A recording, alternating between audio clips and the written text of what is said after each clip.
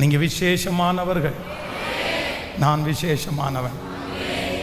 ஆண்டவர் என்ன ஒரு பெரிய நோக்கத்துக்காக ஆண்டவர் வச்சிருக்கிறார். என்னை அதுக்காக தான் வேறு பிரித்தார். நான் இந்த உலகத்தை விட்டு போகிறதுக்கு முன்னாடி என்னை எந்த பர்பஸுக்காக ஆண்டவர் கொண்டு வந்தாரோ அதை கண்டிப்பாக நிறைவேற்றுவார். எல்லாருடைய பார்வைக்கு நான் ஒரு சாதாரணமான கூழாங்கல். என்னை நிறைய பேர் மிதித்தது உண்மைதான். ஆனால் அவருடைய தரிசனம் உள்ள என் தலைவர் மட்டும் அப்படி இன்னைக்கு என்னை கையில் எடுத்துட்டார். உங்கள் ஒவ்வொருத்தரையும் கையில் எடுத்துட்டார். நான் நம்புகிறேன், நான் விசுவாசிக்கிறேன். உங்கள் பிள்ளைய கர்த்தர் கையில் எடுத்துட்டார்.